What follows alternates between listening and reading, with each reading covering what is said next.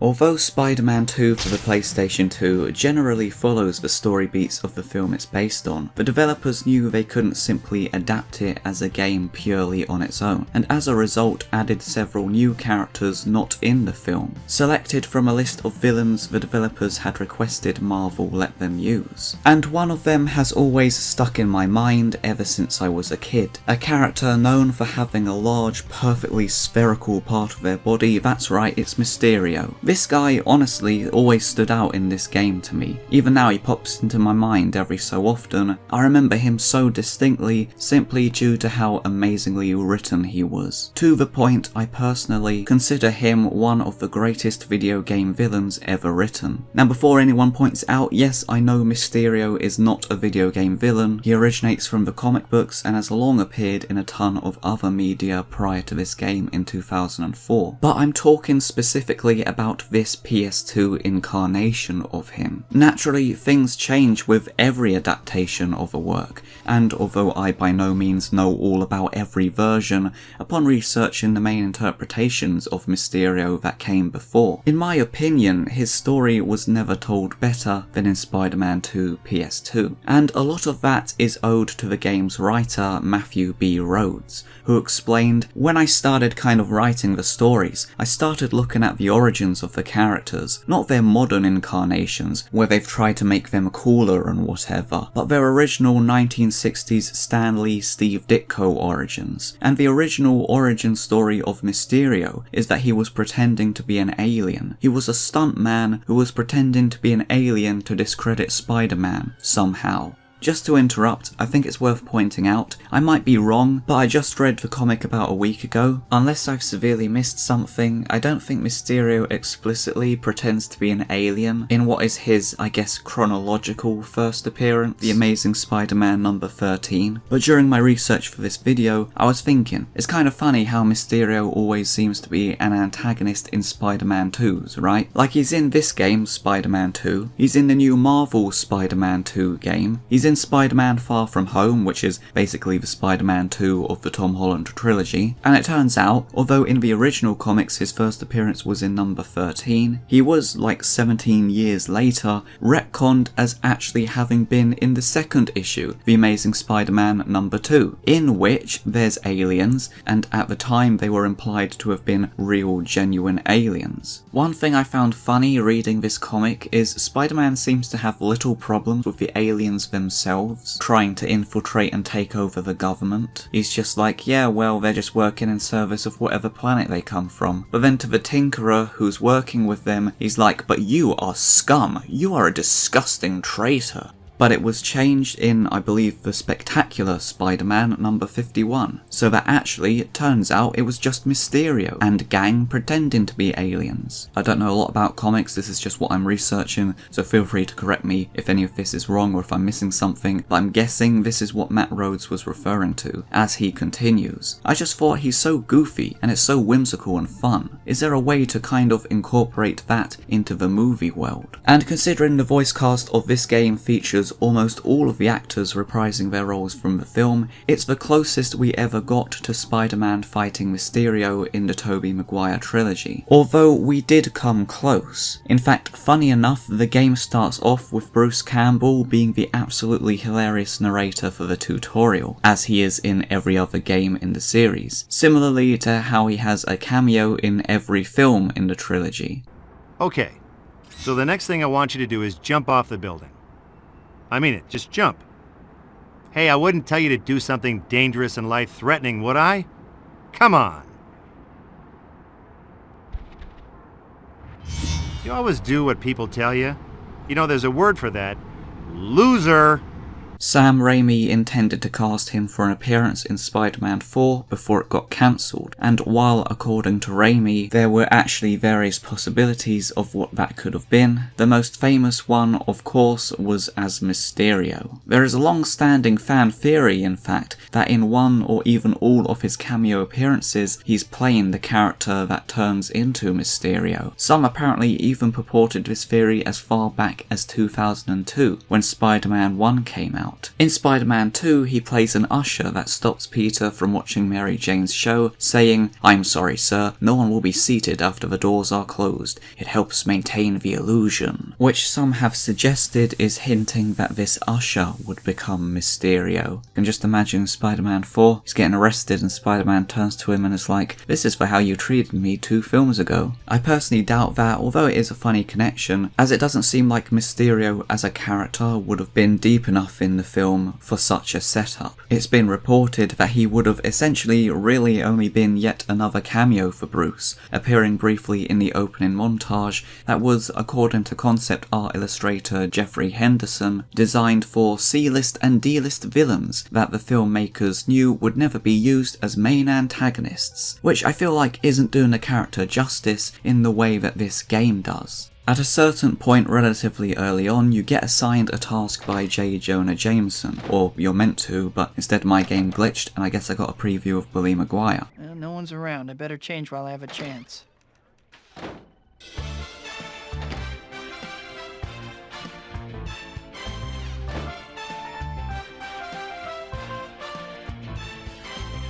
So anyway, JJ reveals to us that a Hollywood special effects expert and stuntman, Quentin Beck, has challenged Spider-Man to a challenge to prove he's real on live TV. And he wants us to go and take photographs of the soon-to-be humiliated Spider-Man.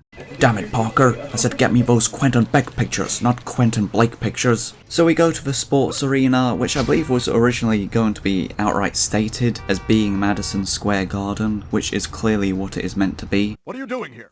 Madison Square Garden, now! But in the final game, it's simply unnamed other than a sign saying Metropolitan Arena, and it's here that they are met with Quentin Beck and his adoring crowd. Well, Spider-Man, now that you're here, let's get right to it. Man, he was really taking a chance setting all this up under the assumption that Spider-Man would show up. Peter didn't even know about this event until like 2 minutes ago.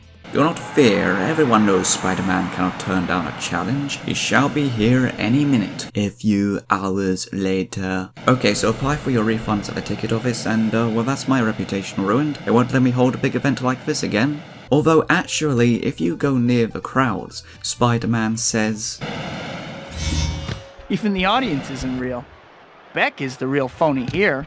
Seemingly insinuating that they're cardboard cutouts, and I guess their cheers are coming from speakers. But this is freaking funny, because it's basically the developers being meta about the fact that they just used static 2D sprites for the crowd, which is a perfectly normal video game development trick. It's extremely common, so the fact that the devs decided to point it out as being part of the game's world is pretty hilarious. Especially the fact that it just adds further lore to the fact that Quentin Beck himself is a faker. What a clever way to make fun of the limitations of game development while working it into the story. Although it's kind of funny that even though the crowds are fake, Beck decided to make sure a significant chunk of the fake crowd are clearly supportive of Spider-Man.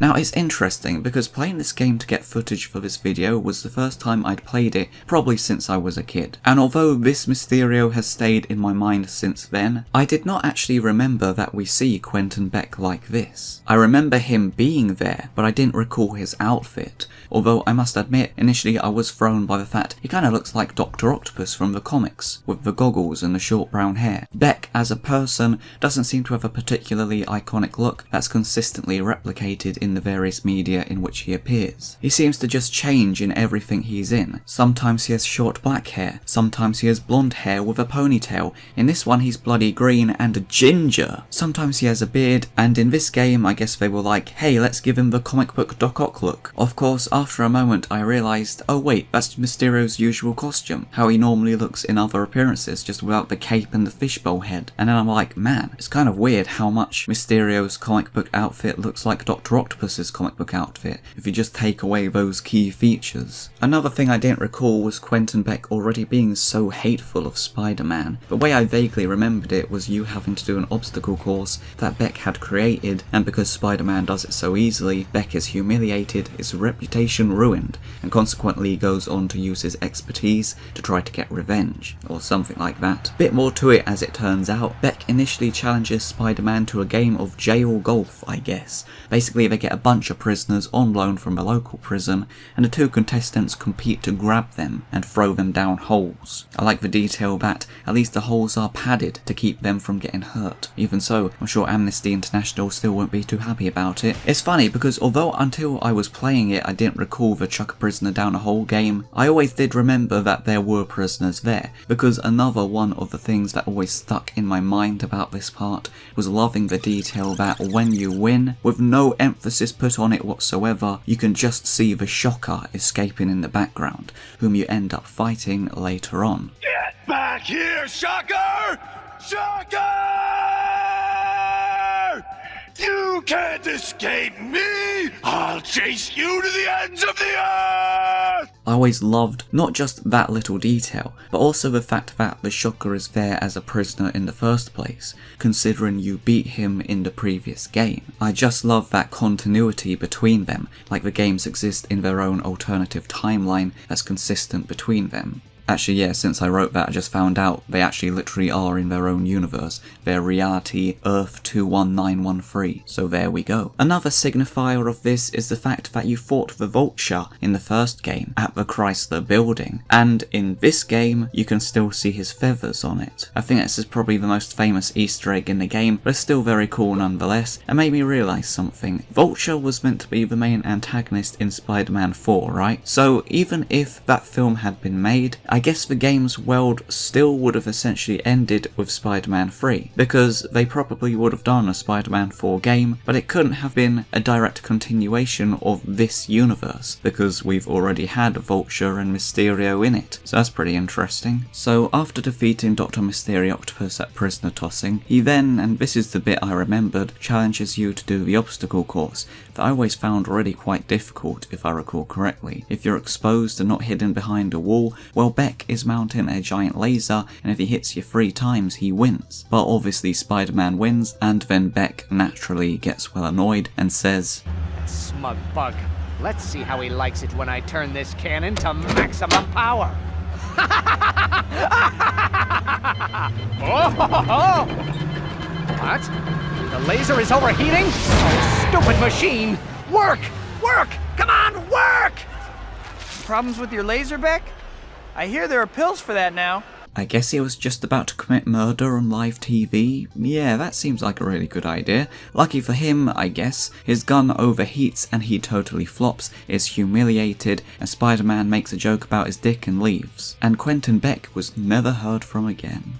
So anyway, you continue playing the game for a bit, and a couple of chapters later we get to Chapter 9, When Aliens Attack. You go back to the Daily Bugle where JJ tells Peter to go down to the auditorium, or whatever, because Quentin Beck is holding a press conference to expose Spider-Man. So you get down there and, well, actually, before we arrive, we get one of the few full motion video cutscenes in the game, which finally introduces Mysterio, and by gosh, I'm so glad they went the extra push with this one to make it a fully rendered cutscene, because it is really spectacular. What do you think Beck's got this time? Who knows? He's a little loopy, right? Hollywood types.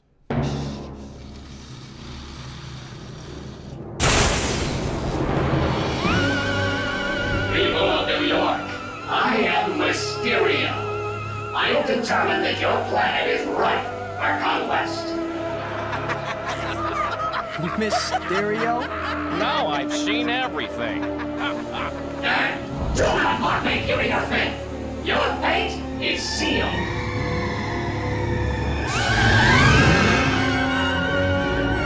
Run for your lives! Run for it!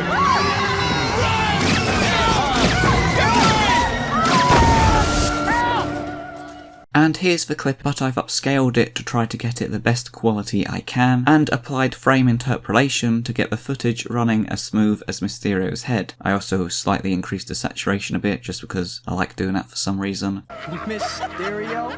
Now I've seen everything. Oh crap, they're laughing at me. It's okay, Mysterio, just roll with it. You know, people think my helmet looks like a fishbowl. Poppycock. Fish bowls are filled with fish. My helmet, on the other hand, is filled with the crushing disappointment of my poor life choices. You know, this guy's pretty funny.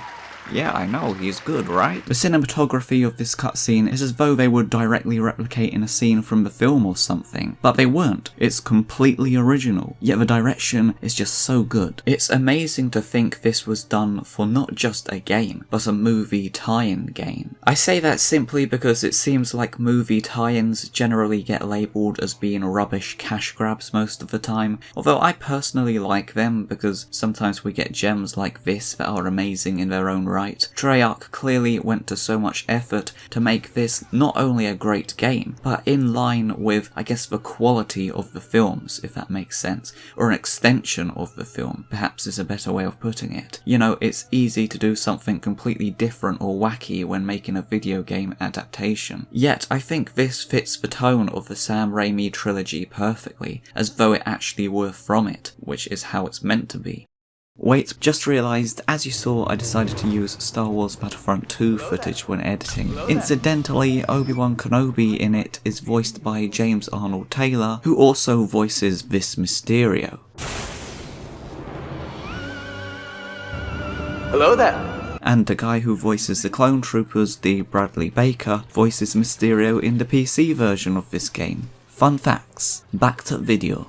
And another thing that's completely original to the game is its design of Mysterio, which heavily deviates from the standard versions most will be familiar with, but I absolutely love it personally. I was going to say maybe that's simply because I grew up with it, so maybe it's just nostalgia, but then I also grew up watching Spider-Man the animated series with its more traditional Mysterio too, so hopefully that means I'm not being too biased when I say this design of Mysterio to me is utterly iconic. It just has a presence to it that I personally feel is unique. This isn't to diss the comic book version, by the way, I'm just saying in my opinion the redesign of Mysterio for this game works really well. You know, bringing to the forefront the purple of Mysterio's outfit, along with the gold, a colour combination carrying royal connotations, is kinda perfect for a person portraying himself as a supreme alien conqueror. It's not just elegant and majestic, it's very theatrical, especially with that big M, which is a repeating motif throughout the Mysterio sections of this game. It appears on his walls, on his chairs, and there's even some nice foreshadowing to this earlier on, with those big M's above the doors in the sports arena, which kinda seems weird considering he's not yet Mysterio, so why would he decorate the gates with that? But I think it can be explained as actually standing for Metropolitan Arena. Interestingly, when they were redesigning Mysterio for Spider-Man Far From Home, one of the issues the head of visual development at Marvel Studios said they had was that classic superhero costumes usually have some version of a letter,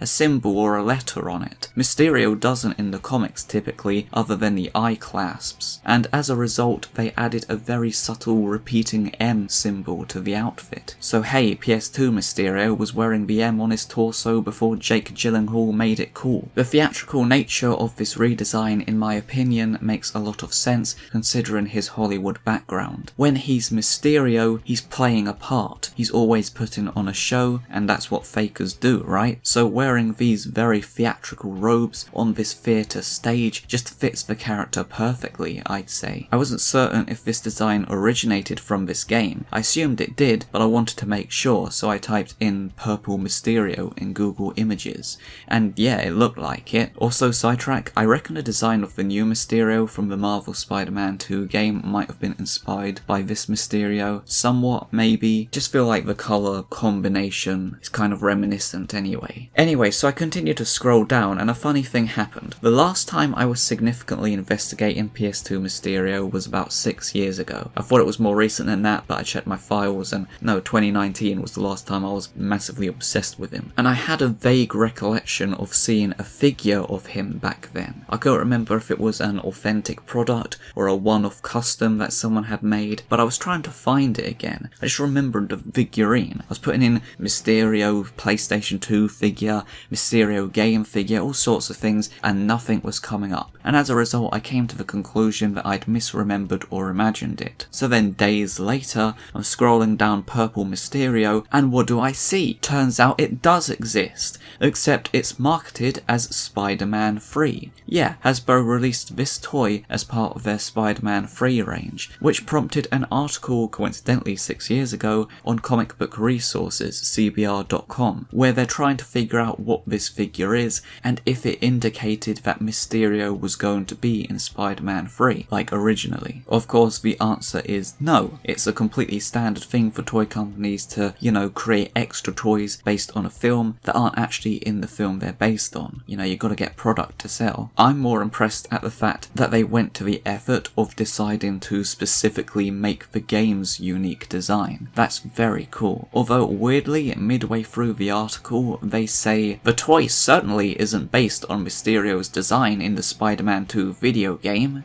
Yes it is. It very obviously is. Now to be fair, I get why they're saying that. There are a number of substantial differences. The bowl is see-through instead of orange, and the face is clearly visible. But even these details are actually this way in the game at certain points. The design actually very substantially changes a number of times in various ways throughout the game. I mean, the in-game model always has very clearly eyes on his collar, whereas in the cutscene he instead had eye-shaped embellishments, I guess is the way to put it. I guess Beck hadn't gotten around to painting the eyes on yet. Although upon researching, I did find one piece of concept on the concept artist Ian Hosfeld's website, and considering how much the figure looks like this, I think it's very clear that this was the reference used in its creation. I mean, for goodness sake, even the smoke is the same shape. Speaking of which, on the back of the figure's packaging it says, "Magical smoke surrounds figure." The image it shows clearly has the smoke behind Mysterio, yet then has a bit in front of him as well, mimicking the concept art. Is the smoke bendable and wraps around him or something? Like, what's the deal there? What are they saying by magical smoke surrounds him while showing that image? Also, I noticed the smoke kind of looks better from behind, in my opinion. I mean, they clearly meant it to be seen from this view because they put a platform with a peg so Mysterio can stand up, but it looks way better and more like real smoke from behind. The platform works as a stand and you just put Mysterio in front of that, don't you think? Either way, clearly the figure is based on this concept art. I thought that already, but what really cemented this for me was the fact that the concept art shows a sort of dark orange part on the lower portion of his face, which is clearly meant to be like a shadow or whatever, and as such is not present when we get a clear view of him in the actual game. Yet it is on the figure, where they've clearly seen this and interpreted it as simply being the colour scheme of his face, and tried to replicate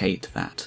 Sorry, I just realised. It reminds me of the real-world illusionist Darren Brown. Although one feature that is unique to the figure is the fact that he has legs. Now, this might be an error, such as whoever was tasked with designing the toy perhaps was like, okay, so I'm making a toy of this character Mysterio, and here's the image I've been told to base it on. Yeah, I'd say you can totally see how that would come about. But personally, I think it was likely a creative decision. It is a toy after all, it's designed to be played with by children, and if it was 100% accurate to the game, well, it wouldn't exactly have much articulation, would it? So it was probably deliberate. The robe is transformed into being more of a shawl. Is that the right word? And I think it actually works pretty well, to be fair. It isn't visually inaccurate from the right angles, yet it adds that playability. Very well thought out, actually. And just the fact that they wanted to maintain that look from the game, I admire that immensely. Interestingly, I found this photo of San Diego Comic-Con 2007, which shows what I believe is a prototype version of the figure. Aside from the smoke being blue instead of clear, it primarily has only minor differences, such as the horseshoe not being painted. I think the shoes have less detail, and the colours are a slightly different shade overall. The gold is a way darker shade, assuming it's not just the lighting or what have you. Plus the collar eyes are a very vivid green, instead of the light blue of the final figure, both of which are inaccurate to the white featured on the artwork. So it seems to me that they wanted to save money by not having to add another paint colour they weren't already using. Presumably the head is simply cast in white plastic and not painted white. And were dabbling whether to use the green paint used on the arms, but settled on the light blue used on his actual eyes instead, which was the better choice, I think. like. Although the change that intrigued me most is the fact that the M is embeveled into the plastic, reflecting the concept art more accurately, as opposed to the final figure where it's merely painted on. Well, I just realised the one shown on the back of the packaging does too. I feel like I understand why they didn't do this in the end. I mean, I'm not sure what technique they used to get this effect, but I'm guessing it'd save money not having to do that. But also, it kind of makes the thin parts of the M sort of disjointed, I feel. Considering PS2 Mysterio's design is so unique, I decided to see if there was any information about how it was designed, what inspired it and that kind of thing, which is when I found the concept art on Ian Hosfeld's website. I really love the slightly off-kilterness of the color eyes here. It really gives them a maniacal look, almost makes them seem as though they are themselves alive and very unhinged. As a result of the lack of information, I decided to contact the designer himself to ask about PS2 Mysterio's creation, and not only did he explain a bit about how this design came to be, but he very kindly sent me even more pieces of concept art for it, that explained a lot more about the in-universe mechanics of this suit. I also urge you to please go and follow Ian Hosfeld on Instagram, as he's going to be posting even more concept art from this game, and the ones he's already got on his website are really spectacular. There's one of Dr. Octopus on the pier that I particularly like, it looks really creepy, so the links are in the description, go and check them out. Ian explained, as the character concept artist for the game, I was tasked with coming up with designs that could plausibly be part of the world of the movie. That meant going somewhat more realistic and not necessarily reliant on the classic designs. Mysterio in the typical portrayal has the fishbowl helmet, a cape, a padded suit with eye symbols and some antique looking gauntlets. When it was established that his ploy in the game was to fabricate an illusion of an alien invasion, I lent into the idea of him presenting as an alien, which I think is shown really well in what is probably my favourite piece, this early version of Mysterio. It's so creepy and I absolutely love it. It's a much more elegant interpretation of the design. It's so sleek, but the thing that really stands out to me is just how ominous Mysterio looks here. Again, I really love the idea of making Mysterio scary, like interpreting him as a horror character, and this does just that. So creepy. By the looks of it, you can even make out a faint insidious smile from his face underneath the dome. But of course he isn't really an alien, as Ian continued. I designed him as a 9-foot rig, with a fake head showing a hologram face, and claw-like hands to present an alien origin. As you can see, I respected the original green, purple, gold colour scheme of the character, the bowl head with big eyes below, but in a new presentation. You are right that it's a unique rendition of Mysterio. I'm glad I had the freedom to go there with him, because it had to be approved by Marvel and Sony. Indeed, as we can see in this turnaround, Mysterio's rig features a moving platform which Beck stands on, artificially increasing his height. This platform then moves about in a gliding locomotion. In the game, Mysterio doesn't really move around that much, and as a result the only true glimpse we get of this is briefly during the cutscene. No wonder he was able to move so quickly and slick, it looks so bloody good, and now we know how. One feature we don't see, as far as I'm aware, is the fact that when he moves, he was meant to tuck in his arms into holes at the side of his cape. I checked in-game and it seems like the slits are not only not used, but are outright absent, at least from this 3D model. But funny enough, although they aren't present on the final design, coincidentally or not, that's kind of how the toy actually is, with the shell-like nature of the cape. Maybe the articulation even allows him to tuck his arms in, who knows? I guess anyone who's got the toy. So now we know exactly how Mysterio's rig works. Just imagine getting a load of this thin, elegant, tall figure gliding towards you, shrouded in smoke. Really creepy. It makes me want to see a horror game or film featuring this sort of ultra creepy version of PS2 Mysterio. Oh yeah, also I should probably have mentioned by now, I call him PS2 Mysterio, but it would be more accurate to say Spider-Man 2 console Mysterio, because of course the Xbox and GameCube versions are exactly the same as far as I'm aware anyway. It's just I played it on PlayStation 2, obviously, so that's why that's how I refer to him. The design was also actually used in other distinct adaptations of the film as well, such as the versions that were created for the Nintendo DS, the PlayStation Portable, and the N-Gage. I've literally never heard of that before. What is that? A Nokia console. Interesting. But the character in these is different, as in his story and the way he's used in these games is totally different, because they're completely separately made by other developers. Not the PC version.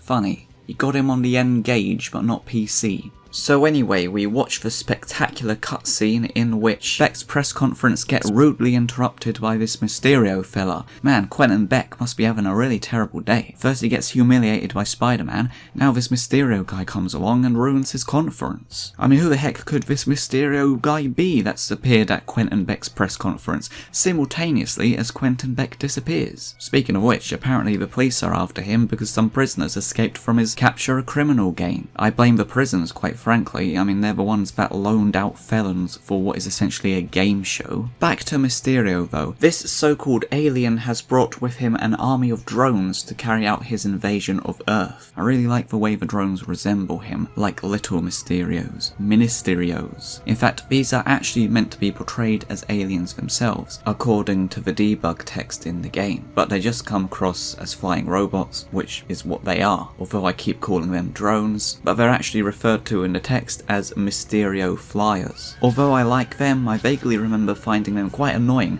simply because they're always in the air, and so you have to jump up to take them out, which is particularly hazardous in this level where most of the floor is on fire.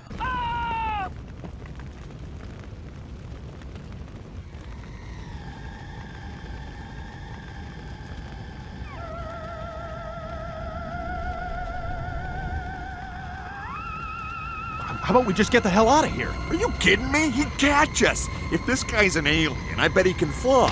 He can probably hear us right now. He's probably got a laser beam that can shoot us through the walls. He can't hit us if we keep moving. Can you not? Can you? I just took a bunch of random stuff I found in my medicine cabinet, and you're really freaking me out right now. Okay, I'll bite. How did the fishbowl get stuck on your head? Insolent human, you are no match for the power of Mysterio. Mysterio?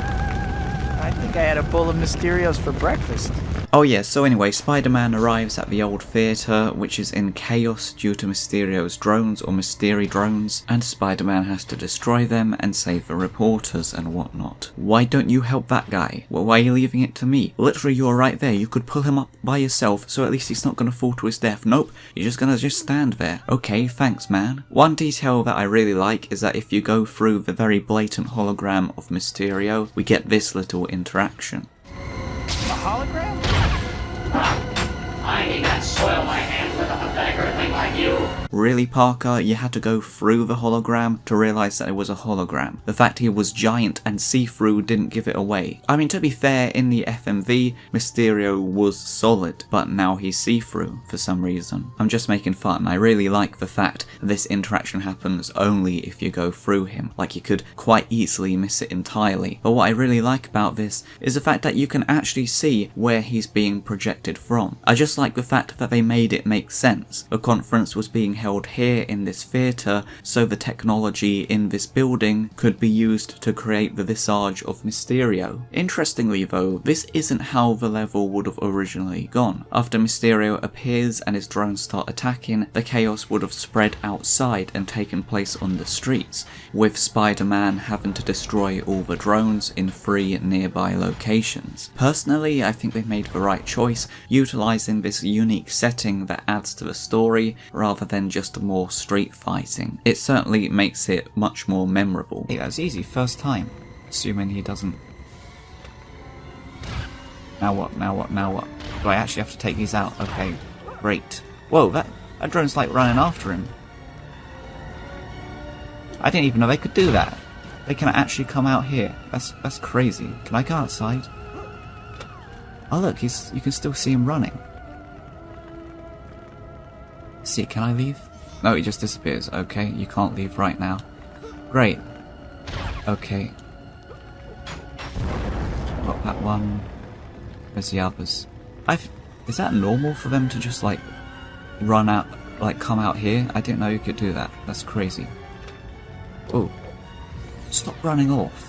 Also, while I was replaying it just now, I noticed there was a lower entrance in the theatre, and was like, I wonder if there's anything down there. So I had a gander, and what do you know, there's some placards of Quentin Beck. Pretty cool that they decided to add that in, even though most people would probably miss it. Like, there's literally no point to this little alleyway. You can't get into the theatre from there. They easily could have just put doors there and prevented you from going in, but no, they actually put this stuff in, which is nice. Also, in the entrance of the theatre, I was looking at the posters and whatever, and I saw a small one that said Inferno, and I thought, aha, that's some clever foreshadowing, like I guess it's a play called Inferno, and the place is on fire. And then I saw this absolutely massive poster right underneath the entrance that I somehow never noticed before for the same play, and I realised, oh wait, this is literally the show that's meant to be on as of Beck's press conference. That's why the background behind Mysterio is like that. I always thought it was meant to be representing an alien planet or whatever, but no, it's literally just there because there's a play called Inferno that's currently being run on the stage during the day or whatever. That's clever that they bothered to subtly explain that. It never even occurred to me before. Regardless, once Spider-Man sorted out this situation, he then immediately has to go to the Statue of Liberty.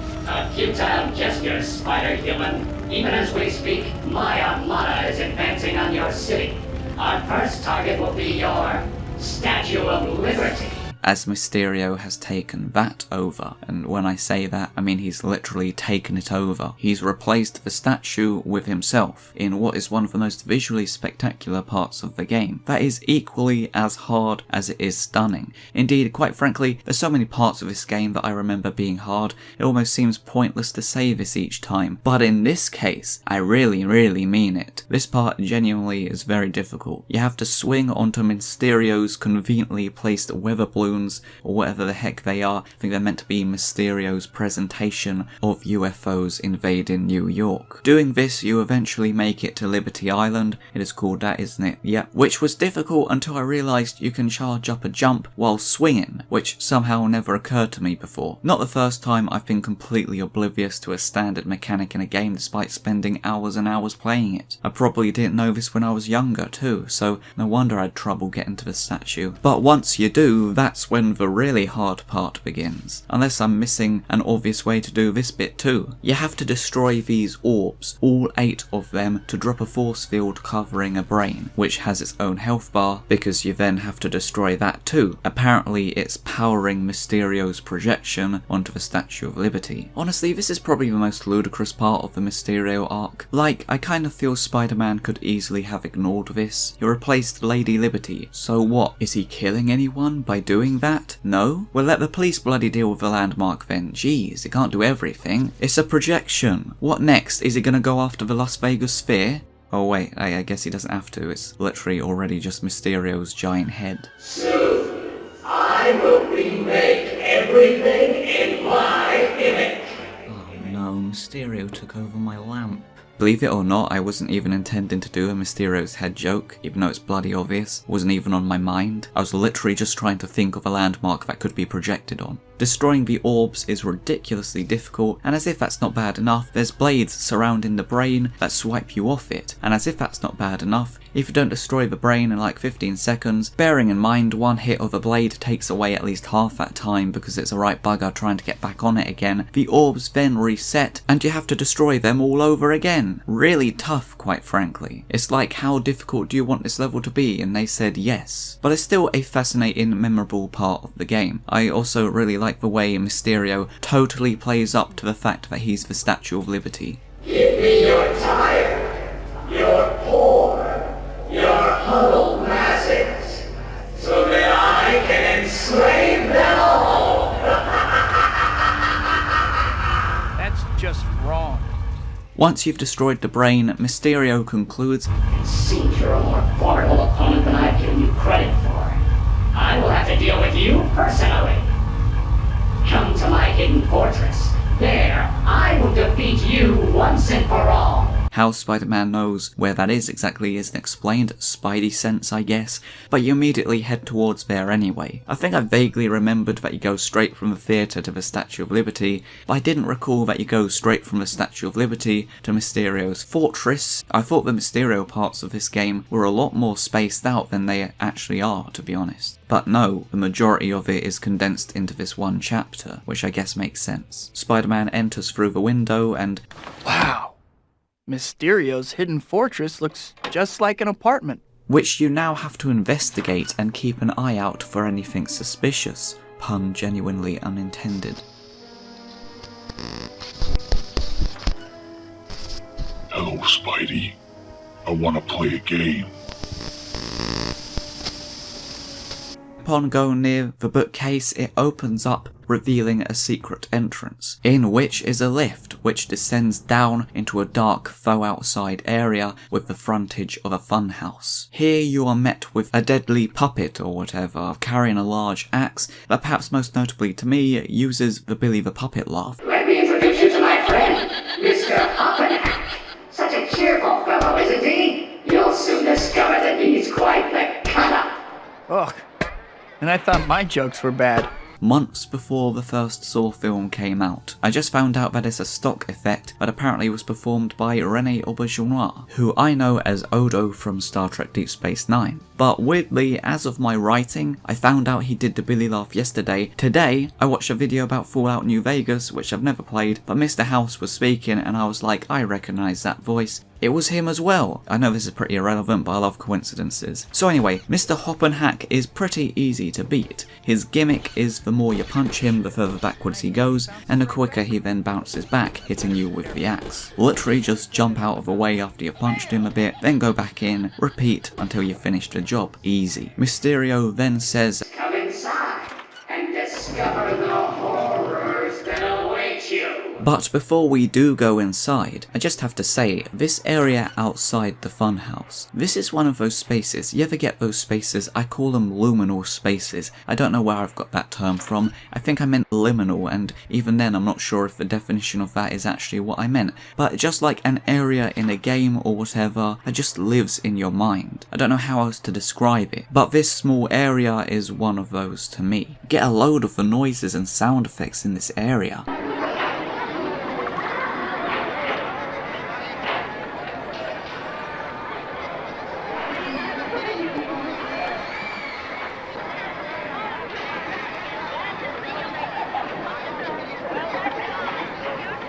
I didn't recall this aspect of it, to be honest, but it's pretty creepy, and yeah, no wonder this area stuck in my mind so much. It's just always fascinated me. So upon playing it now, I naturally had a good look around. There's a few posters on the wall, including one that says Mysterio Madness, the thrills, the chills, fresh from outer space, which I assume is a reference to the Amazing Spider-Man comic number 66, The Madness of Mysterio, in which essentially Mysterio traps Spider-Man in an amusement park, including in a room full of mirrors, which Spider-Man has to escape by breaking the mirrors. I wonder if that's relevant or if I'm just mentioning that for no particular reason.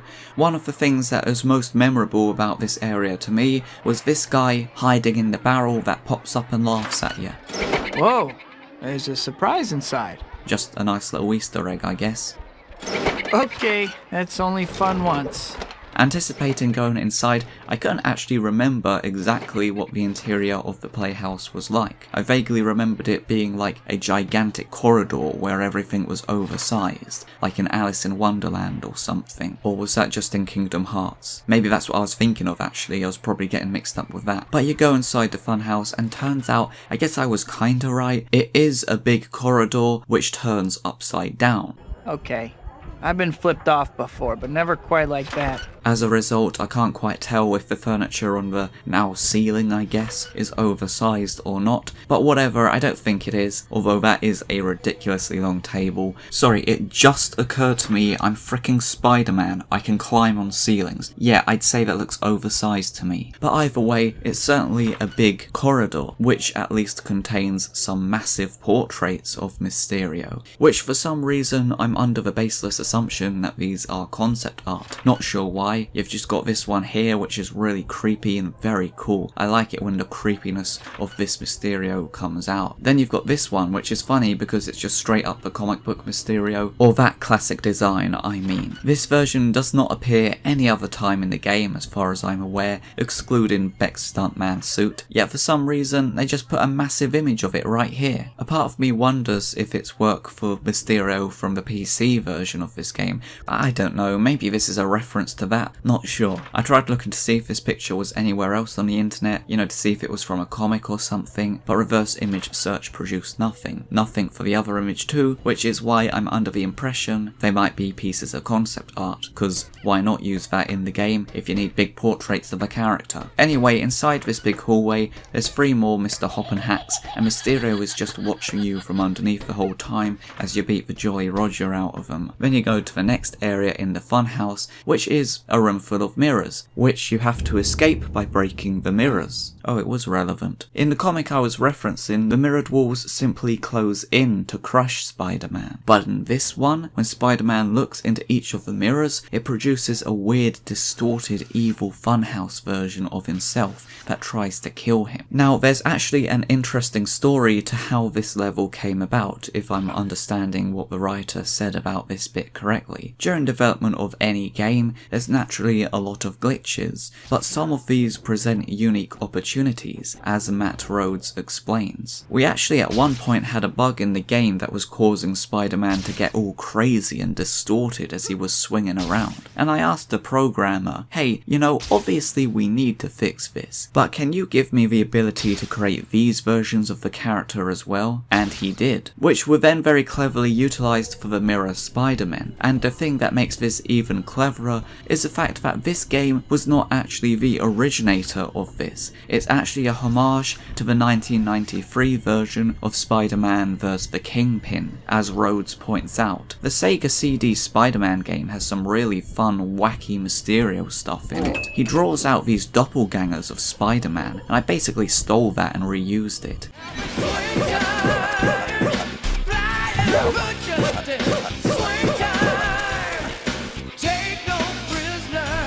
What's up with that soundtrack? It's Swing Time. That's the actual background music to that game, by the way. I mean, take no prisoners. I thought this was Spider-Man, not Rambo. Some might argue that it's less creative because of the fact it's not original, but I say it makes it even cleverer, because imagine seeing a glitch in your game and being like, let's use this glitch to pay homage to another game. I think that's very creative actually, and pretty cool. Even the sound effects that the evil Spider-Man make sound very similar. Nuts. Nuts. These are nice tricks, Mysterio, but can you pull a rabbit out of a hat? These weird noises, I think, are actually Spider-Man's voice lines, reversed and changed in pitch, depending on the way the specific Spider-Man is distorted. You know, the wide ones have a deeper voice, the thin ones have a higher voice, or something like that. Well, you would assume that. I certainly did. But actually, I noticed their shape is arbitrary. In reality, it correlates to their speed, which seems to be random as opposed to dictated by what size they are. Some of them are normal speed, others are as though they're in fast forward, and the rest are in slow motion. Even their dead bodies are in slow motion. Perhaps further suggesting the concocted nature of these entities created by this movie visual effects guru. I did test it quickly to see what happens if I reverse the lines and change the pitch, and they still sound like nonsense, to be honest. The best one I got was reversing nuts into stun, which is funny. I never realised before that if you reverse nuts, you get stunned. Makes a lot of sense actually, because if you get a kick in the nuts, you do get stunned. But I feel like I'm doing something wrong, like I'm missing something obvious. I'm sure someone will correct me on what the voice lines actually are anyway.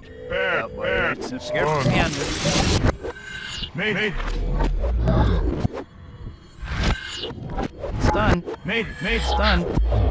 Either way, they're very cool. I also like that they gave them evil glowing green eyes, just to make it very clear that these Spider-Men are evil. The room limits the amount of evil Spider-Men to just 3, I believe, which is not something I remembered actually. I don't recall there being a limit, but luckily no, the game does have some mercy on you, and doesn't just completely fill the room with Spoodermen. If you look into a mirror and there's already 3, no more come out. If you kill them so there's less than 3, they do come out. The reason I'm explaining this is because I love the nice detail detail that if you look into a mirror but it can't produce any more because the room's full, your reflection still has the enemy icon over its head, just waiting to come out when there's enough room. Really nice detail. This was one of the most memorable parts of the game to me, probably because I spent so much time here. However obvious it is to me now that I know, when I was a kid it did not occur to me that the solution was to break the mirrors. So I literally just spent like, I don't know, half an hour, maybe longer, maybe shorter, but a long time just fighting these funny shaped Spider-Men until I have a vague recollection that we eventually looked it up and found out what to do, or maybe I just accidentally hit one of the mirrors. I think that was it actually, I think that's what happened. Now I thought you had to break all the mirrors, but apparently that's not the case. I just watched a speedrunner play through this section and it seems you just have to break, I guess, every other mirror or something like that. There seems to be some pattern to it. And just like the rest of the funhouse, Mysterio is in some capacity watching you. In this case, very blatantly hanging right from the middle of the ceiling. Oddly again, a thing I didn't remember. Not to mention, just to emphasize the fact that you're being watched, you also put a big bloody eye on the floor that follows you about wherever you go. And when you do eventually break all the mirrors, or however many you need, I guess it breaks the connection or something like that, and you've broken out of the matrix that Mysterio's head is projecting. You then exit through the exit, and you finally come face to face with Mysterio as a hologram. Yep, he has a habit of being fully solid and then appearing see-through one moment later, but despite not really being there, he claims he will get us next time. Spider-Man. I'll be back. I promise you that. Uh-huh. Heard it before. About 1,000,000 times. I like this little control room where we can see all the areas we just played through on these screens. Mysterio literally was watching us the whole time from these monitors, like he's John Kramer in Saw 2. It's wild this game came out months before the first film in that series. In fact, I took a closer look at the monitors to see if I could work out exactly what he's been looking at. A few of them are naturally very recognisable, and I also like the way the mirror room camera looks like it's been broken or whatever. Not sure if that's intentional, or if it's just a texture thing, but you can see that sort of diagonal slash down the middle there. What I'm interested in though is the shots I don't recognise. This one I can't make out what it is, maybe it's just meant to be like a broken camera or something, but a couple of the other ones seem to show generic corridors, presumably of the apartment. Interesting. This one here though is clearly of something, I'm not sure what it is. Any ideas? I also love the detail that this is like a proper studio, complete with soundproofing on the walls and everything, just so we couldn't hear him inside, which I just realised. Mysterio was presumably just here moments earlier, enjoying his still hot cup of coffee. Clearly he left in a rush, presumably because when he saw how well we were doing, he skedaddled. Where to? Well, the exit leads back to his apartment where the window we came in through is still open. Is this like literally the only normal room in this building? Like how the heck did he fit all this funhouse, mirror room, etc. all in this place? Does he just own this whole building? I mean, I guess he's a millionaire Hollywood effects expert, so probably sure he could. Otherwise, I'd hate to be his neighbour when he was constructing all this. Speaking of which, how long did it take him to build all of it? Did he just have this already? Did he get like calls from the police about having a suspected dungeon in his house that he then repurposed to capture Spider-Man? Then again, I guess it is all just holograms, isn't it? That seems to be the intention. Even so, it is pretty impressive that Mysterio had all this set up ready as a backup plan, just in case Spider-Man successfully beat him at the theatre and the Statue of Liberty. Very pragmatic. Either way, we leave the apartment, and that's the end of Chapter 9, when aliens attack. We then go through a few more chapters without seeing him, but we know Mysterio is still out there. In fact, fighting his flyers on the street become one of the regularly occurring side missions. And indeed, quite a bit later, Jonah Jameson says, "Parker, where were you 15 minutes ago? There's a Latvian diplomat coming into the city by helicopter. He's landing any moment, and I need a photo. Now get over there like your job depended on it." And so we're sent off to go and take photographs when we're Okay, actually no, it's kind of satisfactory. We're meant to be taking pictures of a helicopter, there's a helicopter recording. Okay, and so we're sent off to go and take pictures of the helicopter when suddenly we're interrupted by a New Yorker. Help! Martians are robbing the Speedy Mart! Despite there being like a 50% chance the person yelling such a thing is simply an inebriated individual, Peter apparently doesn't mind using his time to go and look risking incurring the wrath of Jameson for being late to the thing we were meant to go to, and I was really impressed actually, because I've always wondered what happens if you go far enough around with Speedy Mart. Like, can you avoid the cutscene and actually get to the objective you were originally heading towards?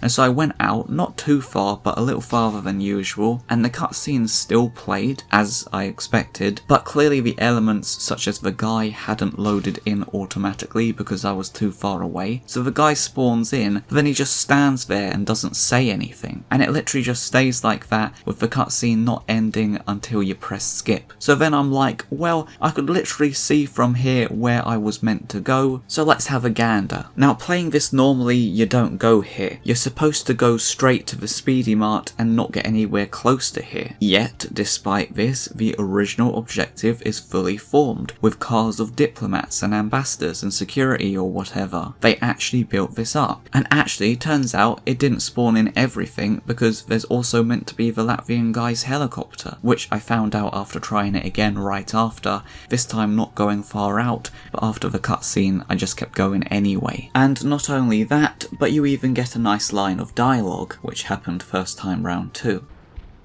I missed him.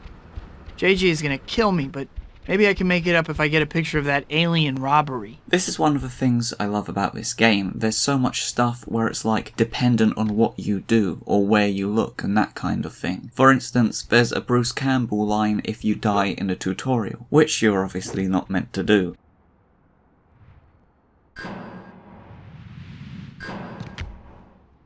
Well, I'm not sure how you managed to die. I mean, seriously, unless you're a professional game tester, there's no reason for you to be dying yet.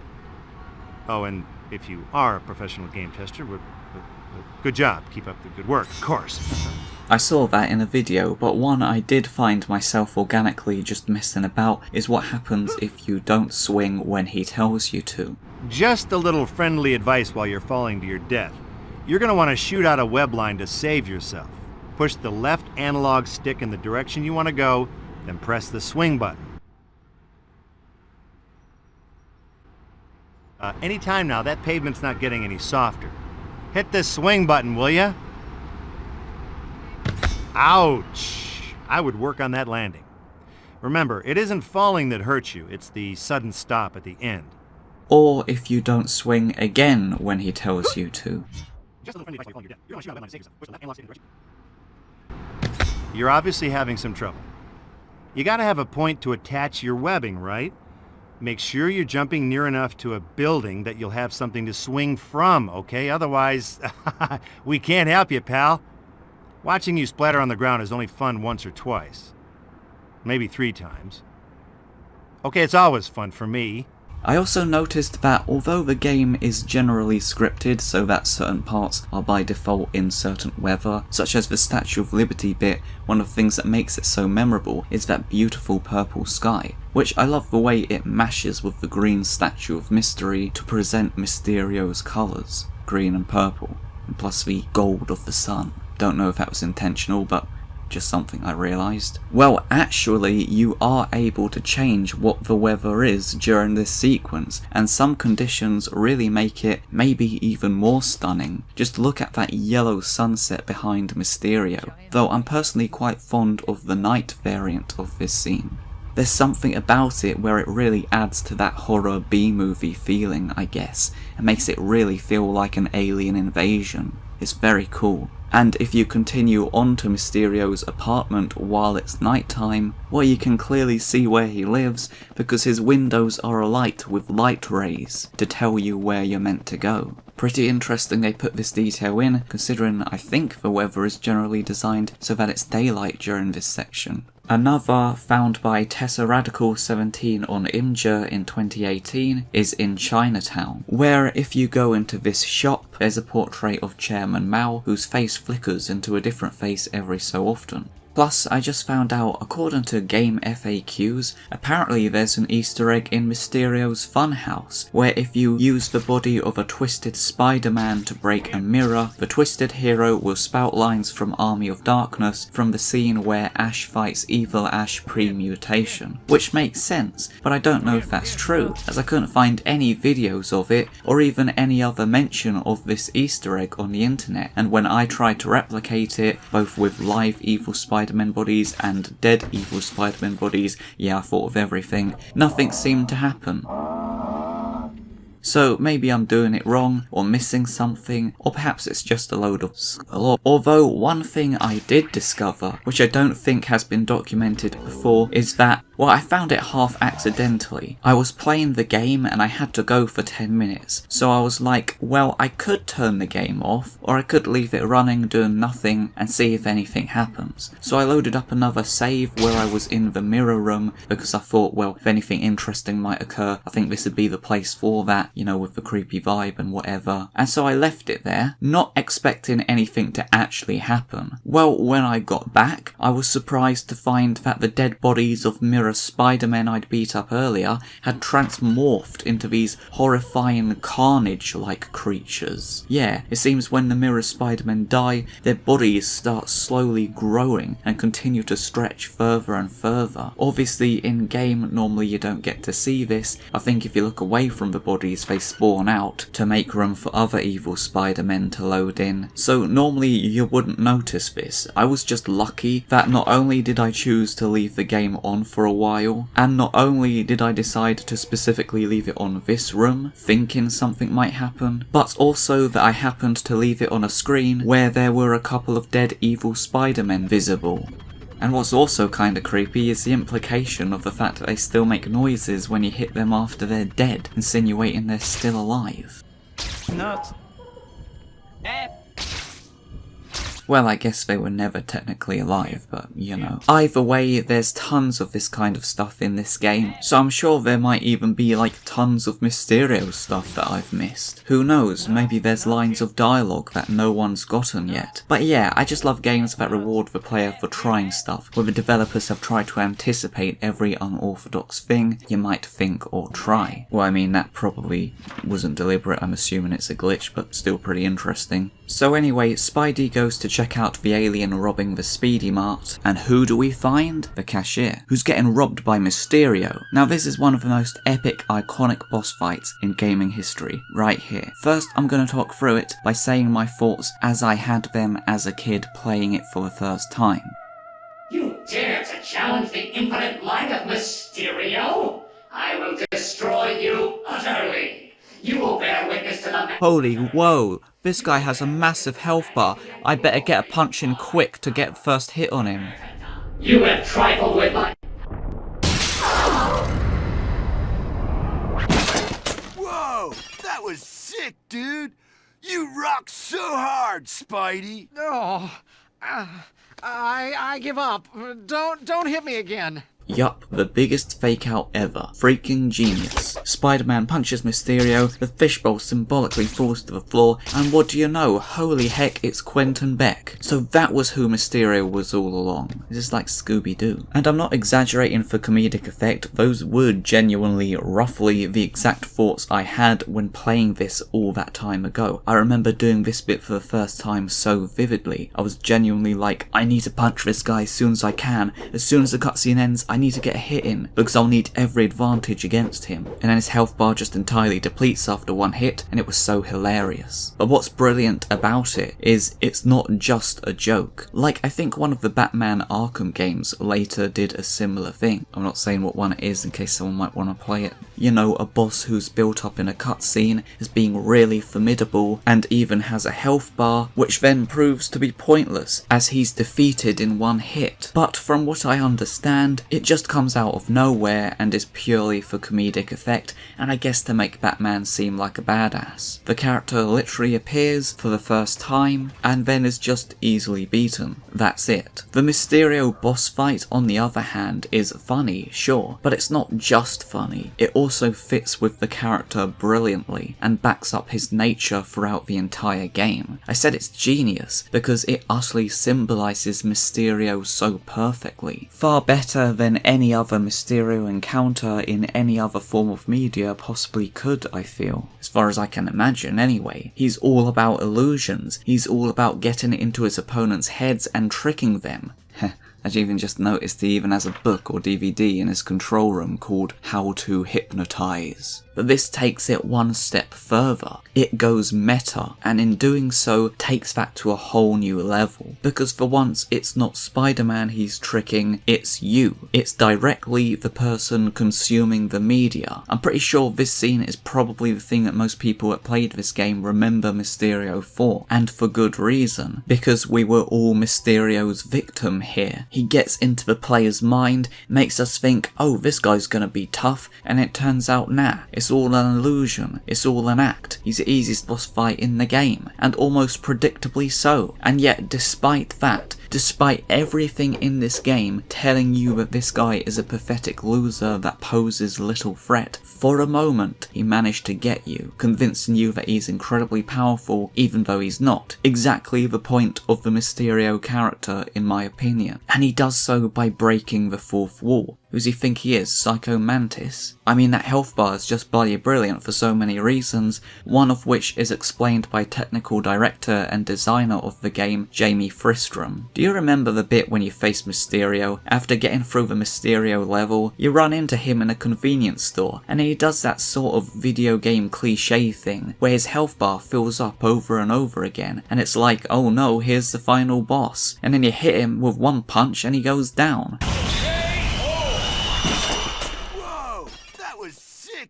That's a classic moment for me. Matt Rhodes was the guy who came up with that, sort of subverting the boss fight cliche. What builds it up even more is the fact that it's a completely unique health bar design. Every other boss in the game, even that brain from earlier, has a circular health bar mimicking Spider-Man's. But, well, I guess they did it just for the joke to work better. It makes more sense to have a more traditional straight line to fill up over and over again. But you see it and you think, wow, that's new, what's he gonna throw at us next? Mysterio's such a big threat, his health bar looks completely different to every other one we've seen. So anyway, after he's been knocked down, Spidey then takes a few pictures and whizzes on him. Say cheese!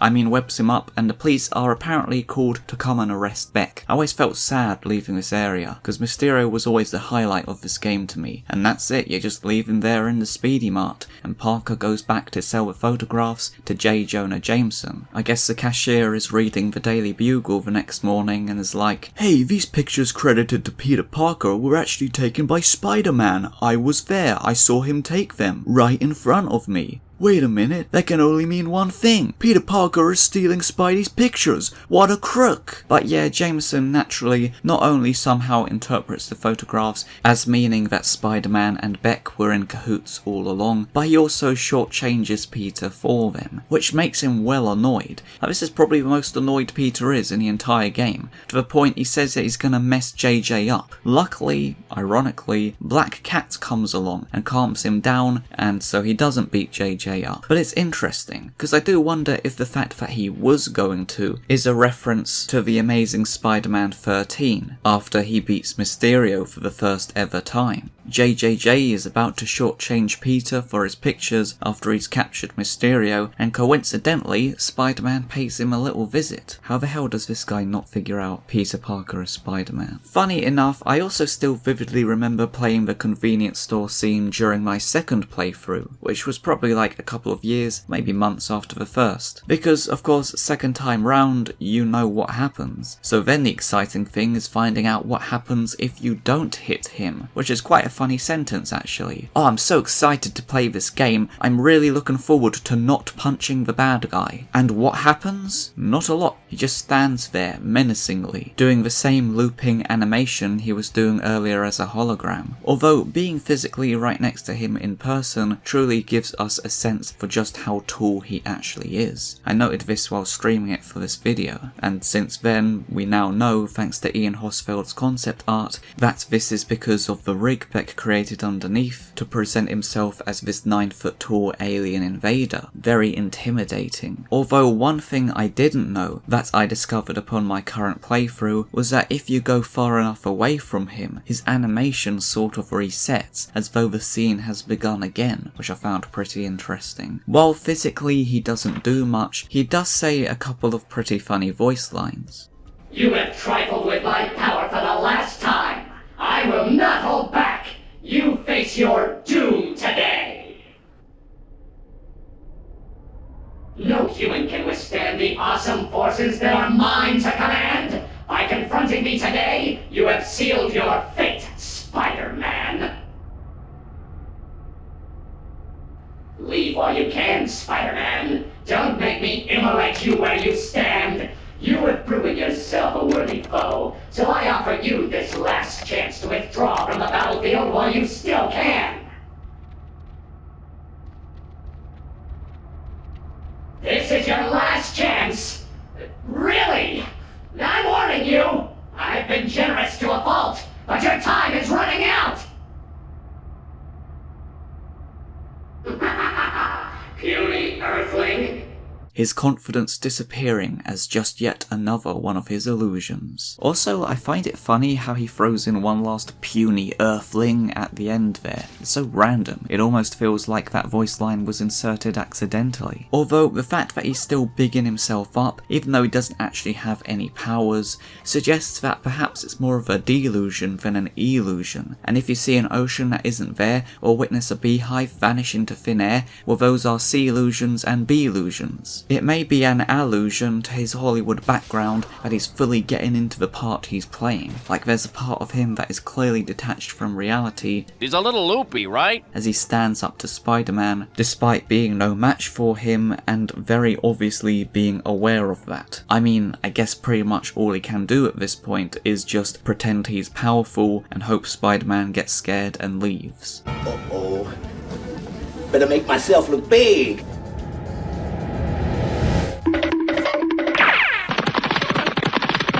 Also, when reading The Amazing Spider-Man number 13, I found one moment quite funny at the beginning of Mysterio and Spider-Man's first ever fight. As Mysterio says, "Did you think you could beat Mysterio with one measly blow?" Well, apparently, yeah. Makes me wonder if this was a reference to that. Probably not, but who knows, maybe it did inspire it. Perhaps Matt Rhodes was reading it and was like, huh, now that's an idea. But that's what I love about this version of the character. In the comics, even as far back as his first issue, you know, he can handle himself. He knows how to roll with the punches, as he says, due to his stuntman training. But in this game, he's essentially just a normal guy, simply presenting himself as being a supervillain, even though he's not. There's nothing super about him, which fits, I feel, perfectly with what Mysterio is, because his whole gimmick is that he uses illusions, and it's like, well, why would someone rely on deception if they were truly powerful? If you can cause real damage, there's little need to trick people into thinking you're more dangerous than you are. You would simply do the damage that you're able to do. So in my opinion, this game gives the character more of a reason for why he does that. It simply makes sense for him to not just be an ordinary guy, but a frickin' nerd. And I'm not saying that as an insult. Everything in this game is trying to tell you Quentin Beck is a nerd.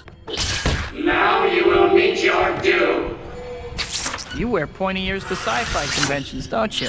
It's not just Spider-Man saying this either, it's emphasised further by the fact that he himself continuously references tons of classic science fiction media throughout the game, such as the opening monologue of the 60s sci-fi show The Outer Limits. "There is nothing wrong with your television set. Do not attempt to adjust the picture. We are controlling transmission. We will control the horizontal. We will control the vertical." Who controls the horizontal? Who controls the vertical? Mysterio. That's who. You're the kind of crazy other crazy people look to for inspiration. One one of the funniest sounding references is when he just says, "Rap while you can, monkey boy." which is a line from 1984 classic sci-fi comedy The Adventures of Buckaroo Banzai Across the Eighth Dimension, which is known for being a very bizarre film with a cult following. Actually, in retrospect, I'm not sure if this line was utilised in the game. A YouTube channel called The Dayman uploaded videos of the voice lines of every character, including Mysterio of course, which interestingly includes some unused lines such as the JJ Madison Square Garden one from earlier. Judging by the effects and specific modulation that's been applied to the monkey boy line, it sounds like Mysterio says or was meant to say this when he's the Statue of Liberty. I say meant to say it as I really can't remember him saying it during my playthrough, and I just spent like half an hour around this level trying to see if there was anything that triggers the line, but had no luck. So I'm not sure if it wasn't used or if I just completely missed it. It's such an odd line in terms of trying to think of a context in which he'd say it.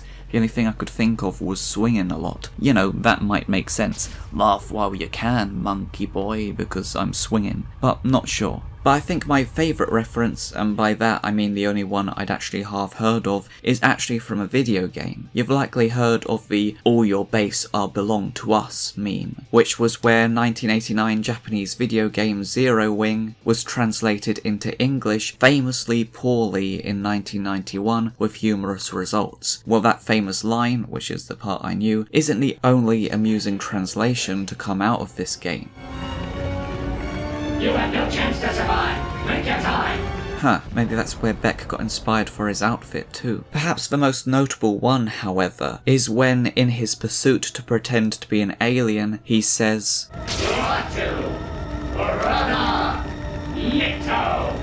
which isn't just him saying random made-up words, that's a phrase that originates from the extraterrestrial protagonist of the 1951 film The Day the Earth Stood Still. However, it's also said by Ash Williams, played by Bruce Campbell, in the 1992 Sam Raimi film Army of Darkness. Huh, well isn't that interesting? Although I personally do think there's a chance it's mostly just a coincidence. Well, I guess they probably put it in as a direct reference to Army of Darkness, considering this is a game featuring Bruce Campbell based on a Sam Raimi film, but the fact that it's Mysterio that says this and Campbell was intended to play Mysterio, I think that's probably a coincidence. It's considered one of the most famous phrases in science fiction history, and consequently it simply makes sense that Mysterio would say this among the many other lines that were included to make him seem like a nerd. I think this intention is shown even more so in concept art Ian Hosfeld sent of Quentin Beck, which clearly accentuates the geeky aspects of the character. In this one, he looks like a total dweeb, perplexed, dismayed and terrified that he's just been punched by Spider-Man. And just look at him in this one, with that gawky face and pasty skin. When you compare it to the final result, he actually looks relatively normal in the game. One difference is his icon of a stereotypical dork, his glasses, are turned into like reflective shades that actually look quite cool. For a moment I thought it might have just been a technical limitation of the PlayStation 2 that caused the glasses to be opaque instead of see-through, but Peter has see-through glasses, so clearly it was an intentional design choice for the final game. Yet somehow it actually works very well, because depending on the context, it kind of changes his appearance. When he's in his jetpack suit, he looks like he could come off as a hero as he's trying to present himself without that seeming like a ridiculous notion. Yet when he's wearing his Mysterio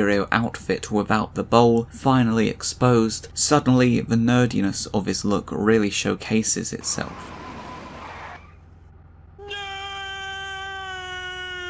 They'd really struck the right balance between making him look like a total dweeb, but not to the point you couldn't imagine him as the hero he wants to be, if that makes sense. I also really like the way Ian reinterpreted Mysterio's gauntlets into very clearly being big pieces of technology, which you can see in the actual game by the way. I'm just pointing out how it fits in line with him being a technical effects expert, specifically on films such that you'd expect a nerd to like, classic sci-fi and horror B movies. movies. You know his legendary work from such films as Cyborg Babysitter and Tears of an Alien Bounty Hunter.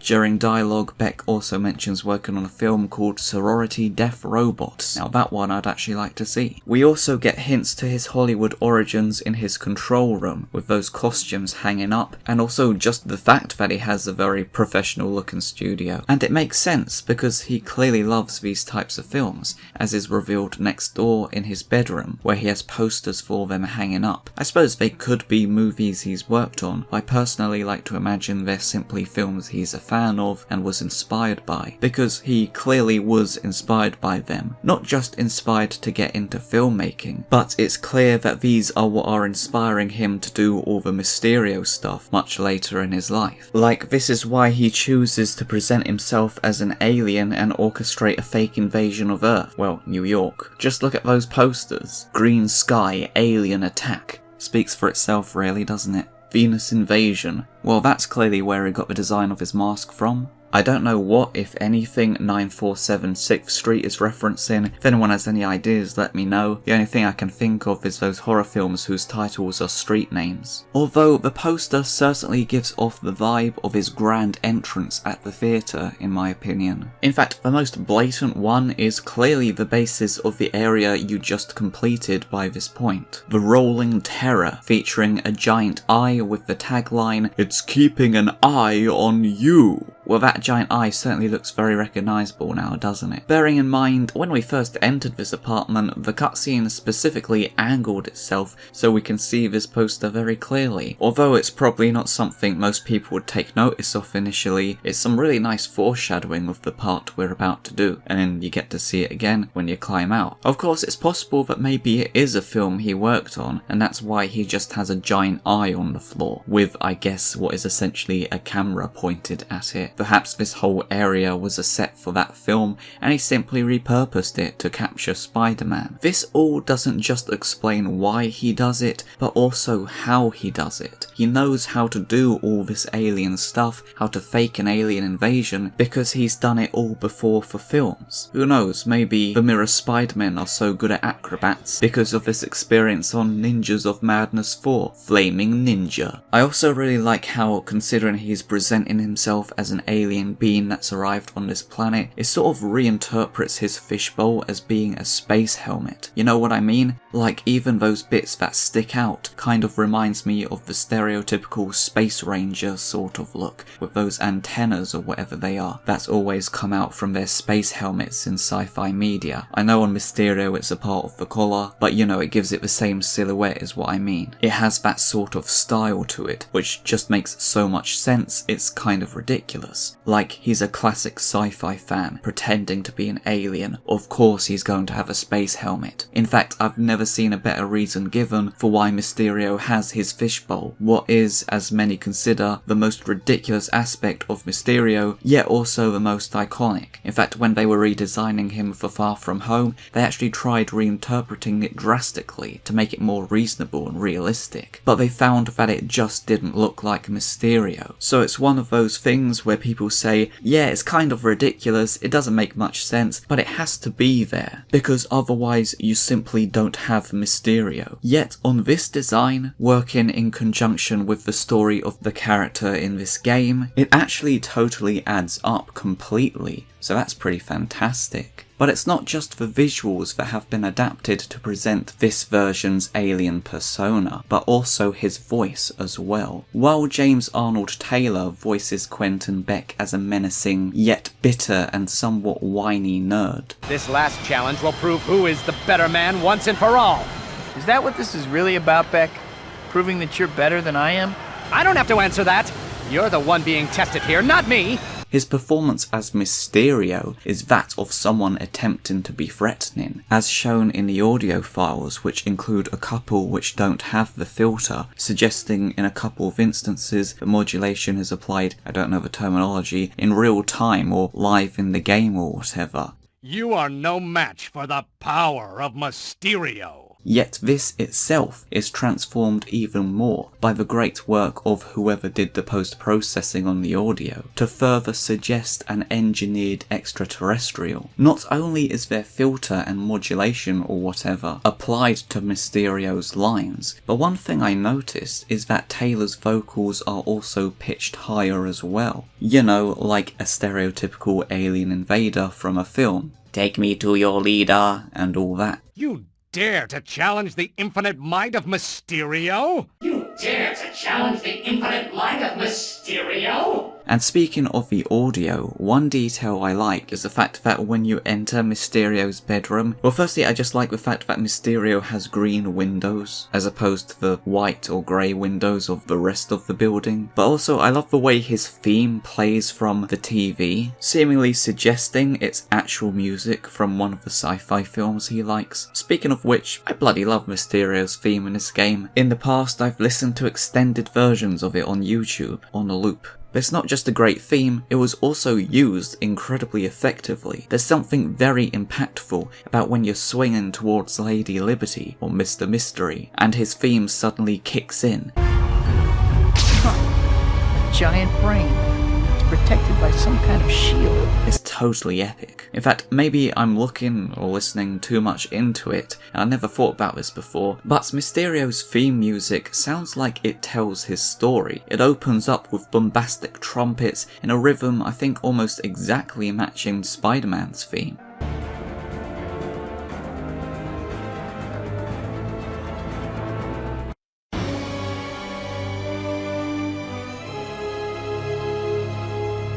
Well, close enough. It just seems to me like they somewhat mirror each other. Either way, what I'm saying is this intro sounds very heroic, which matches him trying to present himself as a hero at the beginning of the game, which is what he's trying to do. You can see he has signs at the back of the arena, which I've just realised there's actually a texture problem with them. I only noticed it because I was looking closely at this one, trying to figure out what it said. I was like, Quentin Beck vs. Crime Fighter? And then eventually I realised, I'm not an expert so I might be wrong about the terminology, but I think it's something like the UV maps are wrapped incorrectly. Whatever it is, basically the textures are starting at the wrong point. I mean, the stars on the American flag being half on the wrong side is a giveaway. Let's move them over here, and it turns out it's meant to say Quentin Beck True Crime Fighter. And so applying that same logic, this one here that says Hero Quentin Beck Real, which confused the heck out of me, makes a lot more sense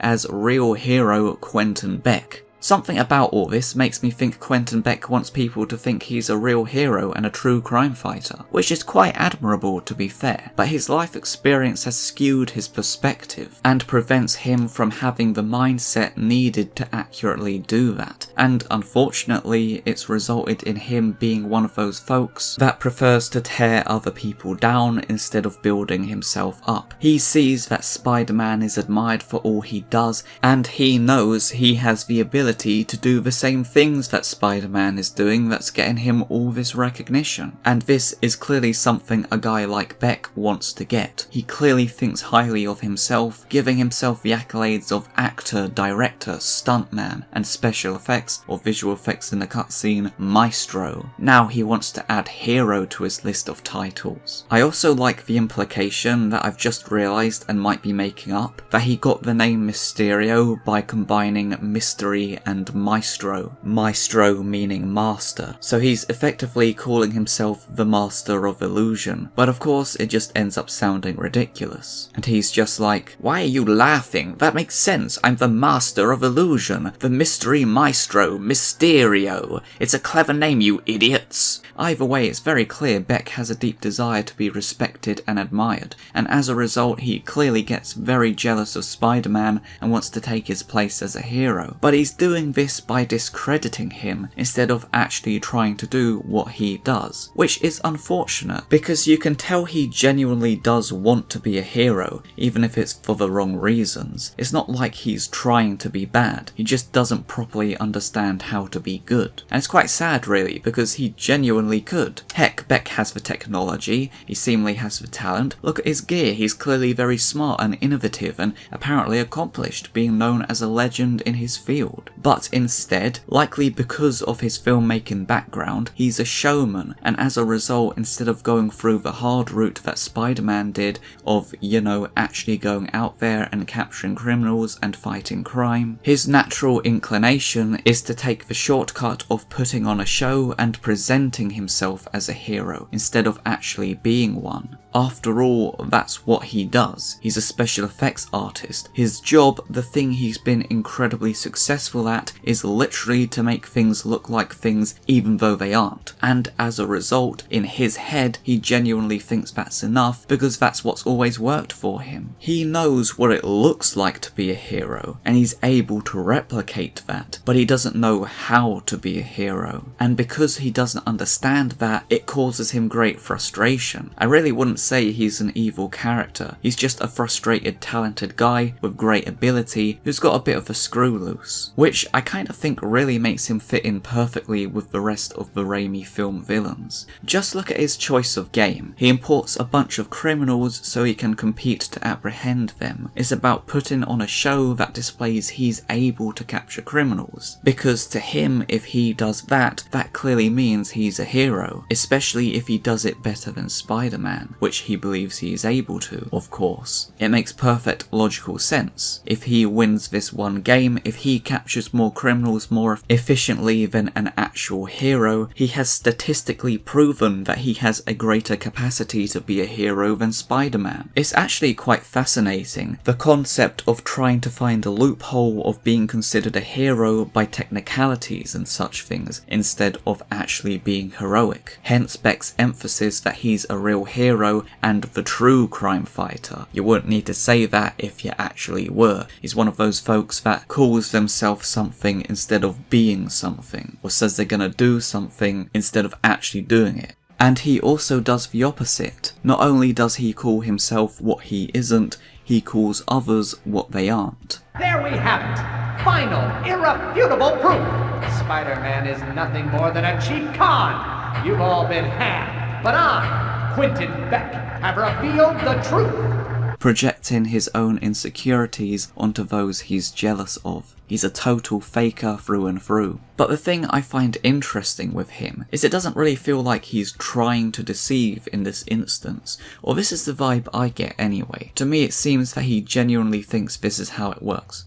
Capturing criminals, that is what a hero does, so he's not wrong, but in the context it doesn't work, because it's all fake with no substance there. It's not genuine, it's staged in this big arena purely for show, and he's essentially just using prisoners that had already been previously caught by Spider-Man, so he's able to say, "See, I can do it too, everyone, look at how good I am at capturing criminals," which is what heroes do. But he doesn't get that, because faking is what he does, that's just his way of life, and as a result that's what's natural to him, in a similar way perhaps to how a pathological liar doesn't necessarily deliberately lie, it's just the way their mind is wired that it's almost instinctive for them. Consequently, he's completely oblivious to the fact that even if he did beat Spider-Man at this game, that wouldn't make him a hero. Nevertheless, just like most fakers, he gets exposed as being a loser, and he doesn't get why. He's like, I'm literally doing everything Spider-Man is.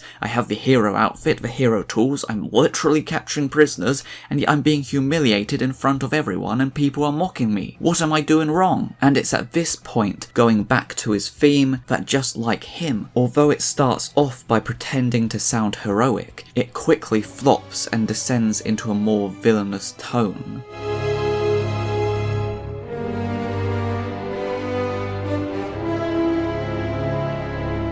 Followed by a part that almost reflects his despair and contemplation, which is what we hear the first time the theme is played in the game, when he's in despair and contemplation, lamenting the fact that he lost to Spider-Man.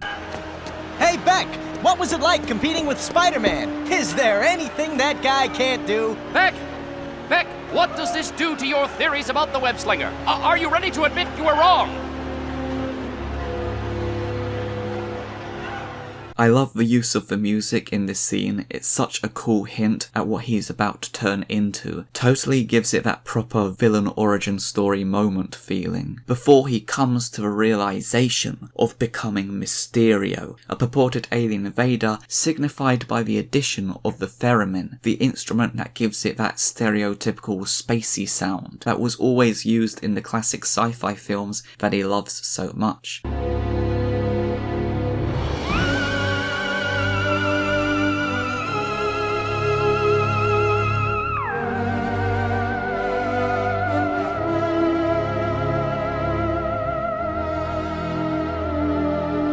When we encounter him for the last time in the Speedy Mart, however, that underlying bombastic nature that existed throughout his soundtrack thus far has entirely evaporated, leaving only the fake alien sound, representing him having nothing left but his pathetic facade. Make no sudden movements, Earthling. I require large amounts of your currency. Which is enhanced further by the fact that pretty much no one takes him seriously. He thinks he's being threatening with his cosmic conqueror charade, yet people took him more seriously when he was Nerd Beck. Mysterio, I guess, is kind of known for being a bit of a ridiculous character, but the writers utilise this reputation cleverly in the game to facilitate him doing the bombastic things he does. It almost doesn't make sense, but it makes sense because it doesn't make sense, if that makes sense. Everyone just laughs at him. Spider-Man is constantly making fun of the ludicrous situations he finds himself in because of Mysterio, and there's a lot of proper banter between Parker and Beck. Do you like my gadgets, Spider-Man? I perfected the technology on the movie Sorority Death Robots. I don't know about your effects, but your education must have been special.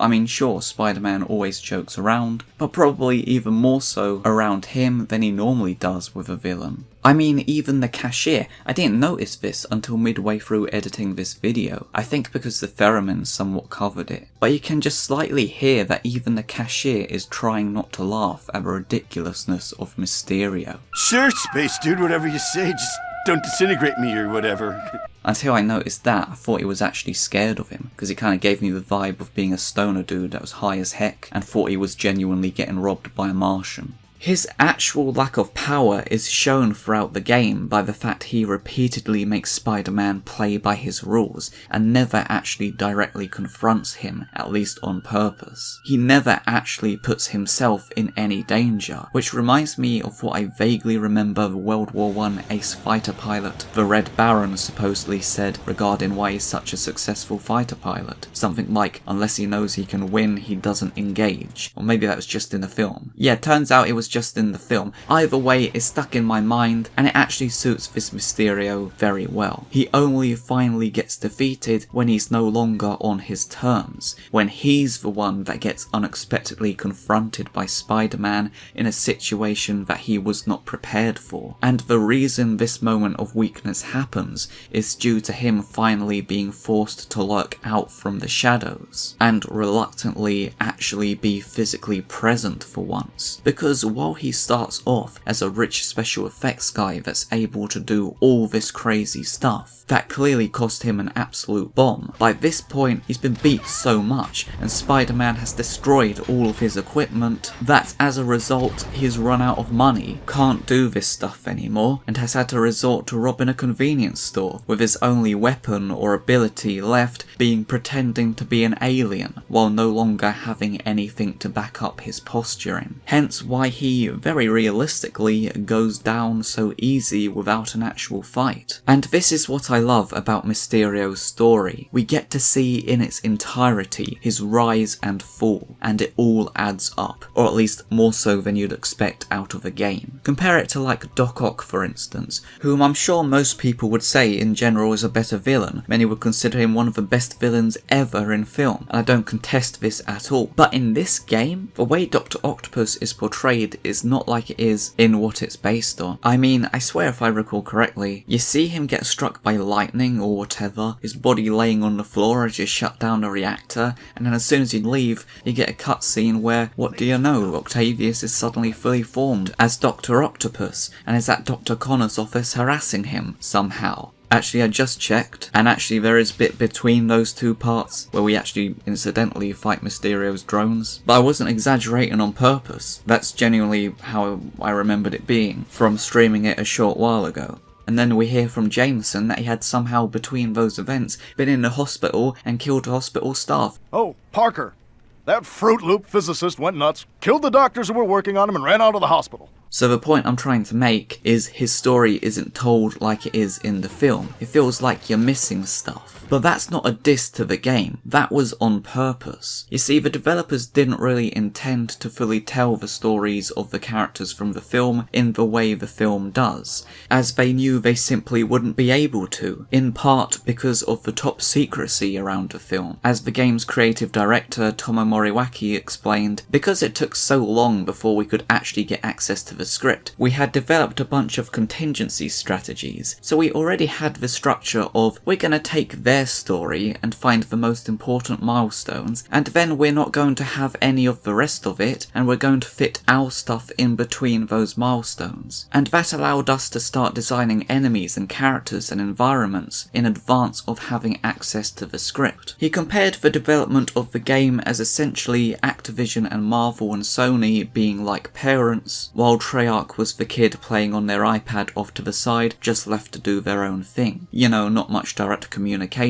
except for when they had something interesting to show, or if they screwed something up. This freedom allowed them to essentially go, let's create our own original stories and occasionally put in the main parts of the film so it's still a game of the film. Or as the chief animator James Zachary put it, we were trying to kind of lay underneath the film and just touch it in parts so it felt authentic, which really emphasizes just how much of an original work this game actually is. And it was very fortunate that they did do this, as they simply would have been unable to 100% faithfully adapt the movie due to the tight security measures, as Zachary revealed. Activision had the script, and we each had like 2 hours where we were locked in a room, and you couldn't bring anything in there, so you had to read the script within the room, and then when we were done, we'd just start writing stuff. We'd leave the room and just start writing down notes, like, okay, we do this, this, this, and this. And then when we saw the film, a lot of the stuff we'd read in the script, like the ending and so forth, wasn't even in the film. It just changed, and luckily we didn't follow the film to a T, so we had some liberty there. But yeah, that was interesting. And in my opinion, the Mysterio plot is the epitome of how good the originalness of this game is. I mean, I feel like Mysterio is kind of a difficult villain to work into a game. You know, it's not like he's a dangerous big rhino fellow with a horn on his head, or a guy that uses electricity to attack people, or even just someone that straight up punches and kicks. He's a character whose gimmick is tricking people. That's his essence. And, well, how do you work such a weapon into this medium? You know, you need someone to fight. Yet, he's a character who avoids confrontation, whose gimmick is tricking people. That's his essence. You can focus on his stuntman training and allow him to actually fight and take punches, or you can just straight up give him powers. But then, if you do that, to a degree, in my opinion, you're fundamentally changing what he's about and losing what makes him interesting and unique. The fact that he doesn't have abilities. The fact he is ultimately just a normal guy that uses illusions to play with people's minds. That's tough to work into any medium, quite frankly. Yet here we have a perfect iteration of his story, and it's in game form. And the reason it's so good is because they went with the most realistic, yet still entertaining route for the character that they could, matching with the way the Raimi films are set in a relatively realistic world, if that makes sense. It's such a perfect emulation of that style, in my opinion. And that's why I love this character so much. They just clearly went to so much effort to make him make more sense than he ever has done. It all just works so well. Quentin Beck is a special effects expert of Of course he's into technology. He's into technology. Of course he's a nerd. He's a nerd. Of course he's into sci-fi. He's into sci-fi. Of course he chooses to pretend to be an alien and fake an invasion. And of course he knows how to do all this alien stuff. He's a nerd special effects guy. Of course he's worked on sci-fi films. He's done this before. He literally does it for a living. You get the picture. Pretty much every bit of it completely makes sense and works together to tell his arc. In my opinion, better than it could possibly be told. Because I reckon you could never get to experience Mysterio's entire story as fully and as satisfyingly as you do in this game. It's all so tight, and that's why, to me, Spider-Man 2 PS2 Mysterio is one of the greatest video game villains ever written. Wow, can you believe someone made a video about this game without talking about the